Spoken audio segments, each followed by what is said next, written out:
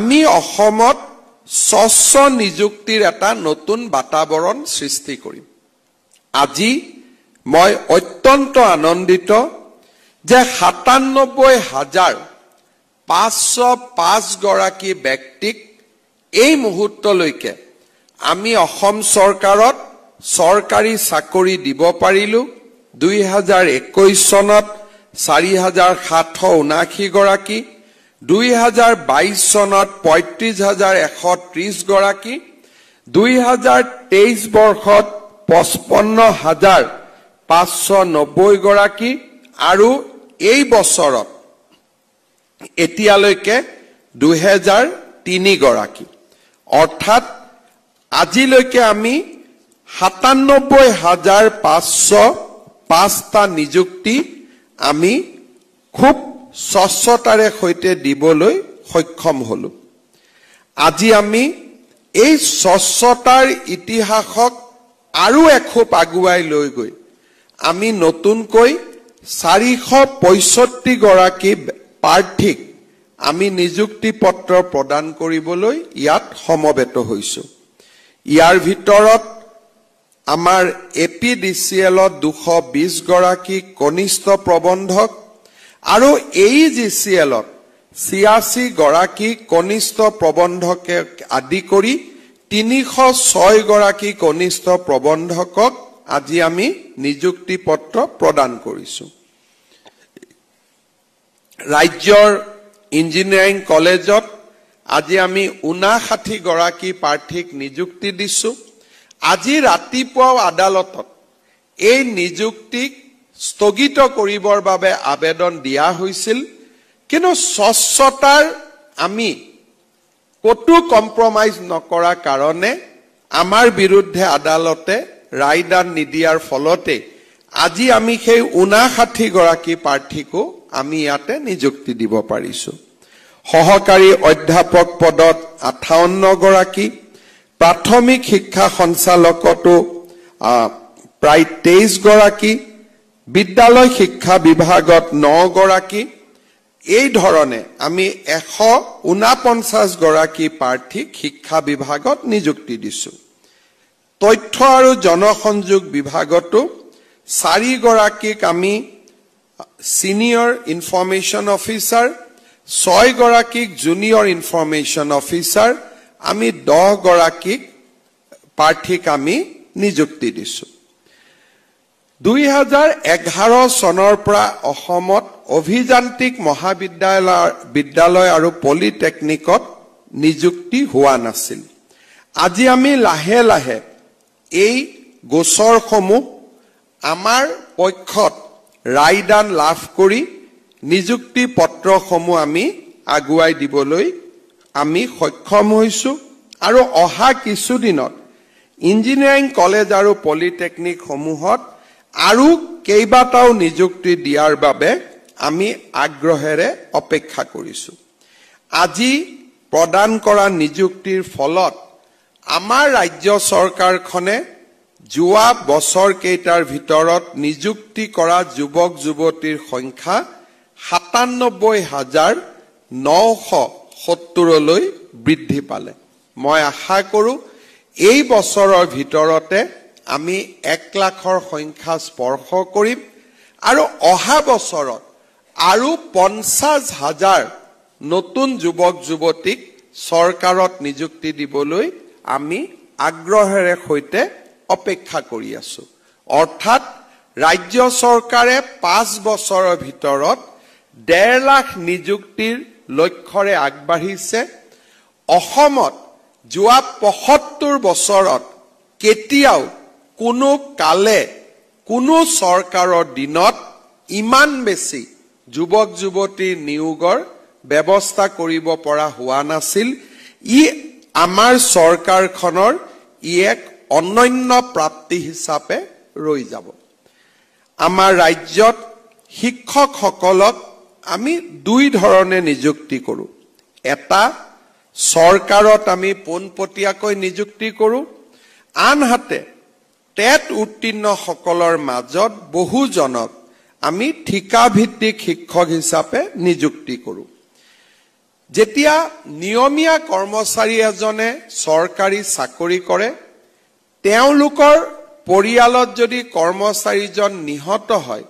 আমি নিহত কৰ্মচাৰীজনৰ পৰিয়ালটোক আজীৱন দৰমহা আৰু পেঞ্চন পোৱাৰ ব্যৱস্থা কৰি দিওঁ, যাতে পৰিয়ালটোৱে কোনো এটা দিনতো এই কৰ্মচাৰীজনৰ অভাৱ আৰ্থিকভাৱে অনুভৱ কৰিবলগীয়া নহয়। সৰ্বশিক্ষা অভিযানত তেনে ব্যৱস্থা নাই, আৰু সেয়েহে যোৱা বছৰত কৰ্মৰত অৱস্থাত নিহত হোৱা 103 গৰাকী পৰলোকগত কৰ্মচাৰী আৰু শিক্ষক শিক্ষয়িত্ৰীৰ পৰিয়ালক আজি আমি 5 লাখ টকাকৈ এককালীন সাহায্য আগবঢ়াইছো। ইয়াৰ লগে লগে আমাৰ চৰকাৰে এই বছৰ এটা নতুন পদক্ষেপ লৈছে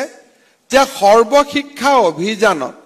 ঠিকাভিত্তিক শিক্ষক ৰূপে কাম কৰা আটাইকেইজন শিক্ষকক 35,000 শিক্ষকত অসম চৰকাৰত নিয়মীয়াকৰণ অৰ্থাৎ অসম চৰকাৰৰ ৰেগুলাৰ কৰ্মচাৰী হিচাপে আমি নিযুক্তিৰ বাবে প্ৰক্ৰিয়া আগুৱাই লৈ গৈছো। এই 35,000 শিক্ষক শিক্ষয়িত্ৰীৰ চাকৰি আমি যেতিয়া নিয়মীয়া কৰিম, ভৱিষ্যতে ভগৱানে নকৰক তেওঁলোকৰ পৰিয়ালত এনে ধৰণৰ দুৰ্যোগ আহি পৰিলে তেওঁলোকে তেওঁলোকৰ চাকৰিত থকা ৰেচিডিউৰী চাকৰি থকা কালছোৱাত পূৰ্ণ দৰমহা পাব, আৰু ৰিটায়াৰমেণ্টৰ পিছতো অৰ্থাৎ যদি কৰ্মচাৰীজন জীয়াই থাকিলহেঁতেন তেওঁৰ যিটো ৰিটায়াৰমেণ্ট হ'ব, সেই ৰিটায়াৰমেণ্টৰ পিছতো যদিও কৰ্মচাৰীজন আমাৰ মাজত নাই, তেওঁ পেঞ্চনো পাই থাকিব। আমাৰ এই ধৰণৰ ব্যৱস্থা অসমত আমি বৰ্তমান ৰূপায়ণ কৰি আছো। মই ভাবো যে এই বছৰৰ পিছত সৰ্বশিক্ষা অভিযানত ঠিকাভিত্তিক শিক্ষক নোহোৱা হ'ব, আৰু পৰিয়ালটোৱে এটা সামাজিক সুৰক্ষা বা ছ'চিয়েল ছিকিউৰিটি লাভ কৰিবলৈ সক্ষম হ'ব। আজিৰ দিনটোত মই পুনৰ এবাৰ 103 গৰাকী পৰলোকগত কৰ্মচাৰী শিক্ষক শিক্ষয়িত্ৰীৰ পৰিয়াললৈ সমবেদনা জ্ঞাপন কৰিছো, আৰু বিদেহী আত্মাৰ সদ্গতি আকৌ এবাৰ কামনা কৰিছো। শেষত মই দুটা সৰু কথাৰে সামৰণি মাৰিছো। যিকোনো এখন ৰাজ্য যদি আগবাঢ়িব লাগে, এই সমস্ত বিকাশৰ প্ৰক্ৰিয়াটোত আটাইতকৈ গুৰুত্বপূৰ্ণ দায়িত্ব বহন কৰে বিষয়া কৰ্মচাৰী, অধ্যাপক অধ্যাপিকা, শিক্ষক শিক্ষয়িত্ৰী আৰু কৰ্মচাৰীসকলে। যোৱা লোকসভা নিৰ্বাচনৰ সময়ত বিভিন্ন নিৰ্বাচনৰ ফলাফল যেতিয়া আমি সমীক্ষা কৰোঁ, তেতিয়া আমাৰ দলৰ মাজত এটা সমীক্ষা মোৰ ওচৰলৈকে আহিলে যে মুখ্যমন্ত্ৰী মহোদয়, আমি 2-4টা জাগাত ভোট কম পাইছো, কাৰণ চৰকাৰী কৰ্মচাৰীসকলে আমাক অলপ বেয়া পাইছে। তেতিয়া মই কথাটো শুনি মই অলপ আচৰিত হলো যে প্ৰথমবাৰৰ বাবে চৰকাৰী কৰ্মচাৰীয়ে টকা নিদিয়াকৈ চাকৰি পাইছে, তাৰমানে আমি টকা লৈ চাকৰি দিব লাগিছিল নেকি? ট্ৰেন্সফাৰ পোষ্টিঙত কোনেও ক'তো টকা খৰচ কৰিব নালাগে, বেয়া কিয় পাব লাগে? মই অলপ উৎসুকতাৰে সৈতে কথাটোত আৰু অলপ সোমাই গলো। মই সুধিলো, মোক অলপ ভাল কৰি বুজাই কওকচোন। তেতিয়া প্ৰথম উত্তৰ আহিলে যে আপুনি মুখ্যমন্ত্ৰী হোৱাৰ পিছত চৰকাৰী কৰ্মচাৰীসকলে বেছিকৈ কষ্ট কৰিবলগীয়া হৈছে, আৰু সেইকাৰণে চৰকাৰখনক বেয়া পাইছে। এতিয়া আপোনালোকে চিন্তা কৰক যে আমি কাম কাৰ কাৰণে কৰোঁ? মুখ্যমন্ত্ৰী বা মন্ত্ৰীৰ ব্যক্তিগত ঘৰৰ কাম আমি কোনেও নকৰোঁ। আমি কাৰ কাৰণে কাম কৰোঁ? আমি আমাৰ কাম কৰা অনুষ্ঠানটোৰ কাৰণে কাম কৰোঁ। আমি আমাৰ কাম কৰা ৰাজ্যখনৰ বিকাশৰ কাৰণে কাম কৰোঁ। আজি আমাৰ লগত যিখিনি এছিষ্টেণ্ট প্ৰফেচাৰ বা জুনিয়ৰ ইঞ্জিনিয়াৰ বা আন যিসকল গেজেটেড পোষ্টত কাম কৰিছে তেওঁলোকে চাকৰি পাইছে বহুজনে আগতে ব্যক্তিগত প্ৰতিষ্ঠানত কাম কৰি আছিল আজিও আমাৰ সহপাঠীসকল বিভিন্ন ব্যক্তিগত কোম্পানীত কাম কৰে সেই ব্যক্তিগত কোম্পানীসমূহত একোজন কৰ্মচাৰীয়ে কিমান পৰিশ্ৰম কৰিব লাগে তাৰ সম্পৰ্কে আমাৰ ধাৰণা আছে আজি আমাৰ গুৱাহাটীতে খানাপাৰা বা আন জাগাত বিভিন্ন ব্যক্তিগত বিশ্ববিদ্যালয় গঢ়ি উঠিছে বিভিন্ন অসমত ব্যক্তিগত কলেজো গঢ়ি উঠিছে সেই কলেজ আৰু ব্যক্তিগত বিশ্ববিদ্যালয়ত যিসকলে অধ্যাপনা কৰে তেওঁলোকে কিমান কাম কৰিব লাগে তাৰ বিষয়েও আমি অৱগত যিসকলে তৃতীয় আৰু চতুৰ্থ শ্ৰেণীৰ কাম পাইছে চাকৰি নোপোৱাৰ আগতে আমাৰ জীৱন কিমান কষ্টৰ আছিল তাকো আমি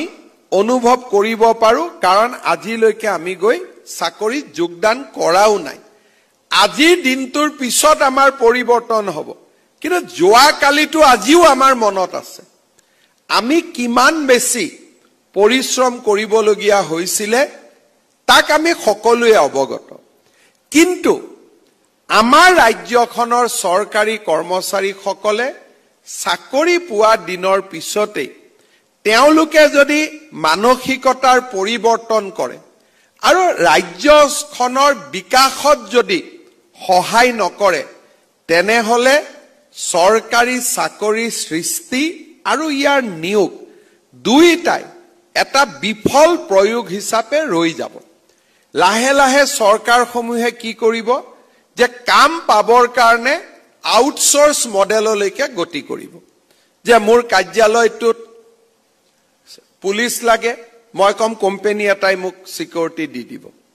মোক ইঞ্জিনিয়াৰিং কলেজত পঢ়াবৰ প্ৰফেচাৰ লাগে মই কোনোবা এটা কোম্পানীৰ পৰা তাক লৈ লম মোক দুদিন পিছত মোক third grade fourth grade employee লাগে মই কোনোবা এটা সংস্থাৰ কম যে মোক third grade fourth grade employee কেজন পঠাই দিব আৰু দৰমহা তেওঁলোকে কিমান দিব মিনিমাম ৱেজ অৰ্থাৎ এজন চতুৰ্থ শ্ৰেণীৰ কৰ্মচাৰীক তেওঁলোকে 12,000 টকা দিব যিটো আন কোম্পানীসমূহত পাব পাৰে মই এটাই কথা আজিলৈকে মই সমাধান কৰিব পৰা নাই যে আমি বেছি ভাল ব্যৱস্থা পোৱাৰ পিছত আমাৰ কাম কৰাৰ শক্তিটো কমি কিয় যায় যেতিয়া আমাৰ কম ব্যৱস্থা আছিল তেতিয়া মোক যতেই চাকৰি দিয়ক মই তাতেই চাকৰি কৰিম যেতিয়া মোৰ কম ব্যৱস্থা আছিল তেতিয়া মোৰ লৰা ছোৱালীৰো সমস্যা নাছিল যেতিয়া মোৰ হাতত চাকৰি নাছিল মই কেৰেলা বেংগালুৰুত গৈও কাম কৰাত মোৰ আপত্তি নাছিল কিন্তু চৰকাৰী চাকৰিটো পালেই প্ৰথমতে মোক ঘৰৰ কাষলৈ আনিব লাগিব আৰু ঘৰৰ কাষত অনাৰ পিছত পাৰিলে এবাৰ অফিসটোত গৈ ভুমুকি মাৰি আহাৰ পিছতে মোক দৰমহা দিব লাগিব এই যেটো প্ৰক্ৰিয়া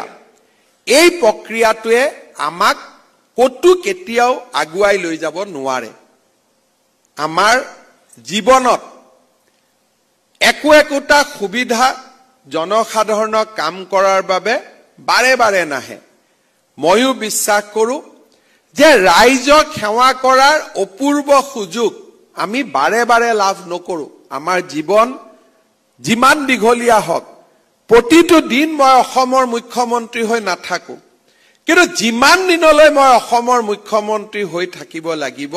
ৰাজ্যৰ বিকাশৰ বাবে মই কাম কৰিব লাগিব আৰু যেতিয়াই মই কৰবাত কম্প্ৰমাইজ কৰিম তেতিয়াই মই মোৰ দায়িত্বৰ প্ৰতি অৱহেলা কৰা হ'ব যেতিয়া আলোচনা হৈছিল তেতিয়া মই আমাৰ কাৰ্যকৰ্তাসকলক মই উপদেশ দিছিলো যে যি কেজন চৰকাৰী কৰ্মচাৰীয়ে কলে যে বহুত বেছি কাম কৰিবলগীয়া হোৱা কাৰণে আমি চৰকাৰখনক ভোট দিয়া নাই মই আমাৰ কাৰ্যকৰ্তাজনক পৰামৰ্শ দিলো যে আপোনালোকে মোৰ পৰা 10খন গামোচা লৈ গৈ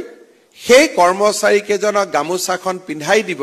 দি কব যে অহা বাৰৰ পৰা আৰু 2 ঘণ্টাকৈ বেছি কাম কৰিব লাগিব আমাক ভোটৰ প্ৰয়োজন নাই ৰাজ্যৰ বিকাশ আমাৰ লক্ষ্য ভোট আহিব ভোট যাব ক্ষমতা যাব ক্ষমতা আহিব কিন্তু ৰাজ্যৰ সৰ্বাঙ্গীন বিকাশৰ লগত আমি কেতিয়াও কতো কম্প্ৰমাইজ নকৰো আজি আপোনালোকে অসম চৰকাৰলৈ আহিছে যোৱা 3 বছৰত দুৰ্নীতিৰ বিৰুদ্ধে আমি কি ধৰণে সংগ্ৰাম কৰিছো প্ৰতিটো দিনেই আপোনালোকে টিভিত দেখিছে আৰু আমি এটা জিৰো সহনশীল শূন্য সহনশীল নীতিলৈ আমি আগবাঢ়িছো মই বিশ্বাস কৰো যে আমাৰ চৰকাৰৰ দিনত আৰু আগতো চৰকাৰী চাকৰি পোৱা প্ৰতিজন অসমক ভাল পোৱা যুৱক যুৱতীয়ে অসমৰ সৰ্বাঙ্গীন বিকাশৰ বাবে কাম কৰিব আমাৰ ৰাজ্যখনক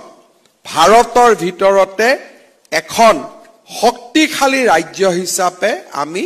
নিৰ্মাণ কৰিব লাগিব আজিৰ দিনটোত ইউনেস্কোৰ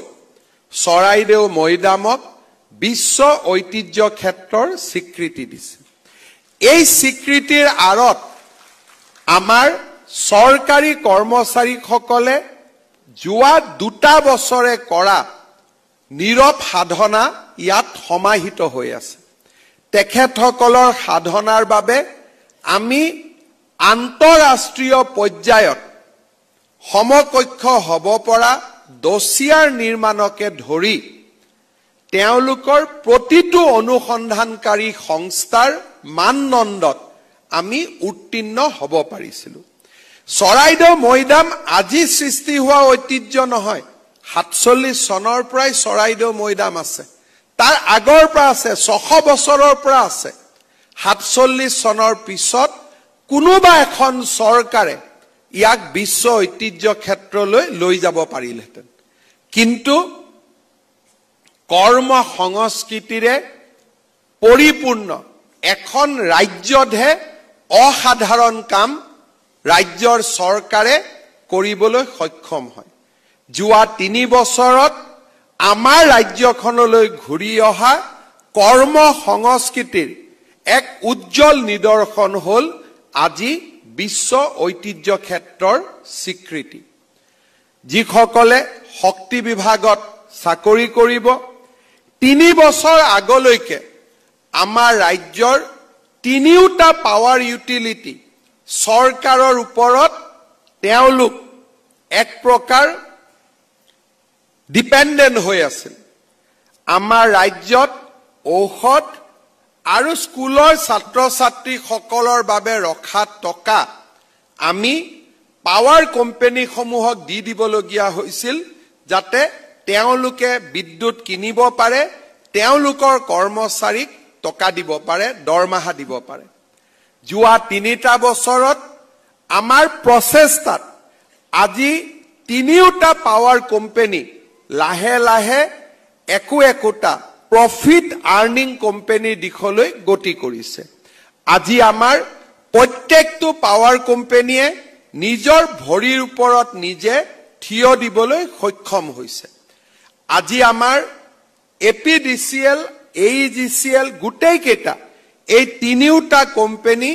one of the best power company in the nation হিচাপে স্বীকৃতি পাইছে যোৱা পৰহি মই আমাৰ দেশৰ শক্তি মন্ত্ৰী মনোহৰ লাল খাট্টাৰ ডাঙৰীয়াক সাক্ষাৎ কৰিছিলো তাত ভাৰত চৰকাৰৰ পাৱাৰ সেক্ৰেটাৰী শক্তি সচিব সেই সভাত উপস্থিত আছিল মই কেইটামান মোৰ অনুৰোধ ৰাখিছিলো পাৱাৰ সেক্ৰেটাৰী এটাই উত্তৰ দিছিল যে sir Assam is my best state Assam মোৰ শ্ৰেষ্ঠ ৰাজ্য গতিকে আপোনাৰ কামখিনি কৰাৰ বাবে মই সৰ্বতো প্ৰকাৰৰ চেষ্টা কৰিম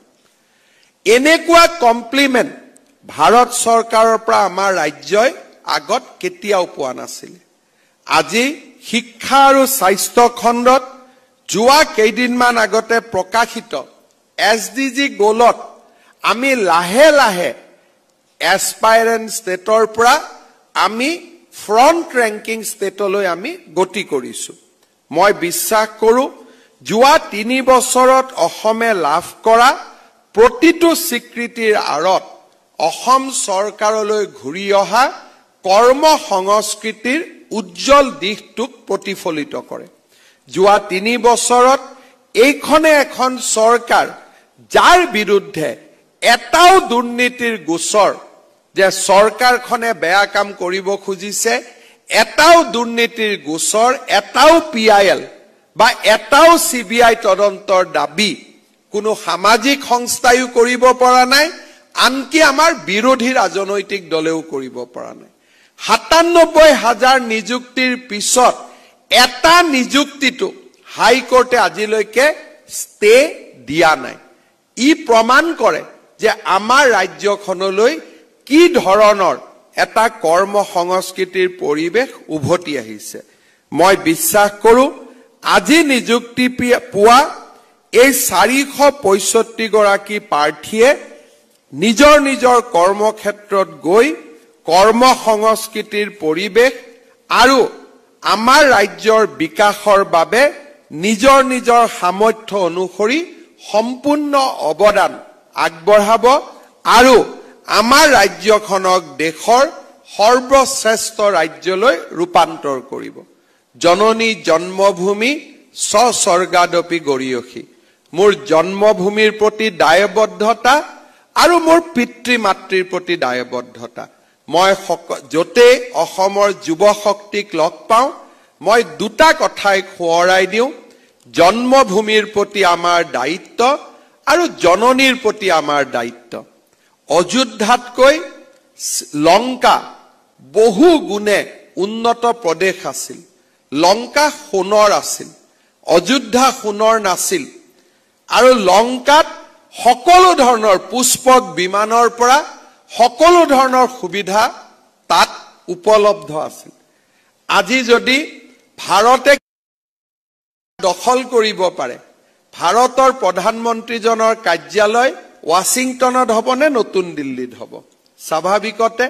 ভাৰতৰ প্ৰধানমন্ত্ৰীজনে বিচাৰিব যে মই ৱাশ্বিংটনত থাকো, কাৰণ ইয়াতকৈ সুবিধা আৰু ক'তো নাই। যেতিয়া বিভীষণে ৰামক এই প্ৰস্তাৱ দিছিলে, ভগৱান শ্ৰীৰামে কৈছিল যে লংকা সোণৰ হ'ব পাৰে, কিন্তু মোৰ বাবে জননী আৰু জন্মভূমিতকৈ শ্ৰেষ্ঠ আন একোৱেই হ'ব নোৱাৰে।